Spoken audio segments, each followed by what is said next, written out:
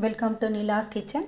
நான் முருங்கைக்காய் சாம்பார் வைக்க போகிறேன். இந்த டம்ளரில் 200 கிராம் நல்லா கூரா ஒரு டம்ளர் பருப்பு வேக வச்சு எடுத்து வச்சுருக்கேன்.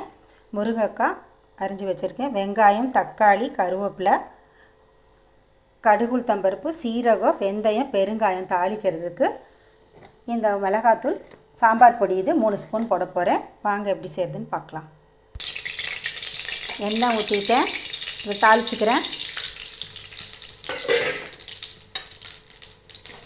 பொரியட்டும். பொரிஞ்சிருச்சு. வெங்காயம் போட்டுக்கிறேன்.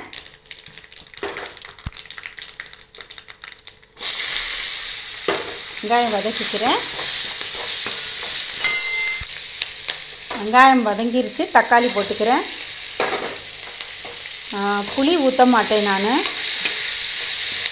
புளி உடம்புக்கு கெடுதல். தக்காளி நிறைய போட்டுக்கிறேன். 4 தக்காளி போட்டிருக்கேன்.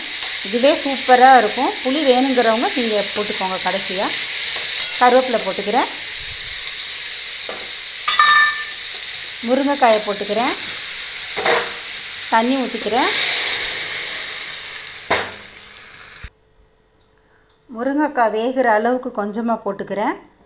3 ஸ்பூன் சாம்பார் பொடி. இது நானே தயார் பண்ண பொடி. அவ்வளோதான். கொஞ்சோண்டு மஞ்சத்தூள் நம்ம கலந்துக்கிட்டு வேகட்டும். வெந்தோனி பார்க்கலாம். முருங்கைக்காய் வெந்துருச்சு. இப்போ நான் அந்த பருப்பை ஊற்றிக்கிறேன். இது ஏன் கடைசியாக ஊற்றுறேன்னா, முதலே ஊற்றினோம்னா சாம்பார் தண்ணியாக இருக்கும். கடைசியாக ஊற்றினோம்னா கொஞ்சம் பருப்பு நல்லா கெட்டியாக இருக்கும். இப்போ ஒரு கொதி கொதிச்சோனையும் நம்ம எடுத்து வச்சிடலாம். ஒரு கொதி கொதிக்கட்டும்.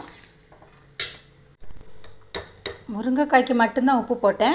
இப்போ சாம்பாருக்கு போட்டுக்கிறேன். பாருங்கள், நல்லா அப்படி திக்காக வந்துடும். கொதிச்சோனே அடுப்பை ஆஃப் பண்ணிடுறேன். ரெடி ஆயிடுச்சு. எடுத்து ஊற்றிக்கிறேன். எம்மியான சாம்பார் ரெடி. முருங்கைக்காய் சாம்பார்.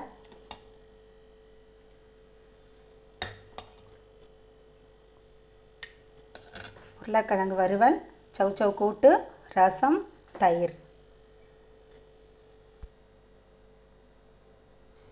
இதே போல் நீங்களும் ட்ரை பண்ணுங்கள். தேங்க்ஸ் ஃபார் வாட்சிங்.